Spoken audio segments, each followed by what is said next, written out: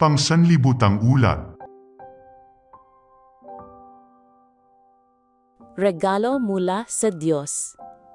Si Jean ay 26 years old lamang at nadadalang tao sa kanyang unang anak nang siya ay magkasakit ng malubha. Palagi siyang nahihilo, nawawalan ng ganang kumain at sumasakit ang kanyang buong katawan.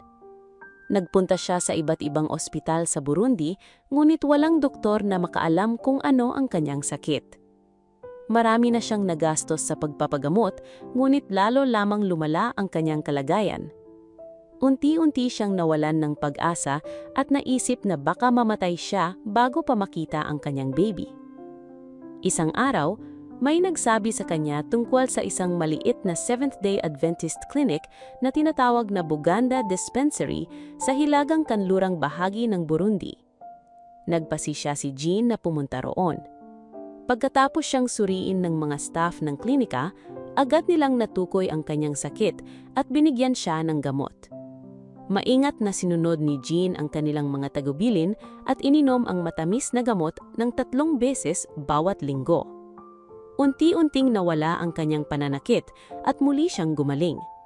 Hindi nagtagal, nagsilang siya ng isang malusog na sanggol na babae na pinangalanan niyang Chanel.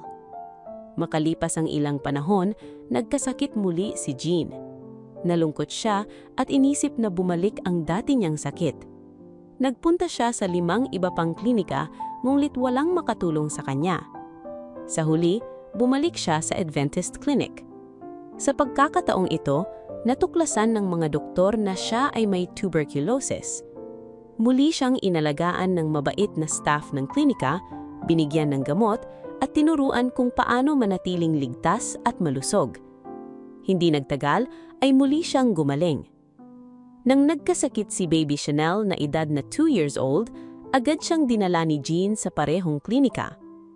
Maingat na ginamot ng mga doktor ang bata at binigyan ng injeksyon kada 10 araw hanggang siya ay tuluyang gumaling.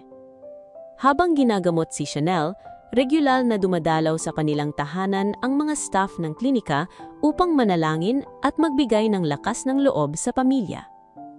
Lubos na naantig si Jean sa pagmamahal at kabutihang ipinakita ng mga staff ng klinika. Napagtanto niya na tunay silang nagmamalasakit sa mga tao tulad ng ginawa ni Jesus. Sa pamamagitan ng kanilang kabutihan, panalangin at pag-aalaga, mas nakilala ni Jean ang pag-ibig ng Diyos. Kalaunan, nagpasisya si Jean na magpabautismo at maging miyembro ng Seventh-day Adventist Church. Ngayon, si Jean ay 40 years old na at patuloy na tapat na sumusunod kay Jesus. Si Chanel naman ay 10 years old na at masayang umaattend sa Sabbath School kasama ng kanyang ina bawat Sabbath.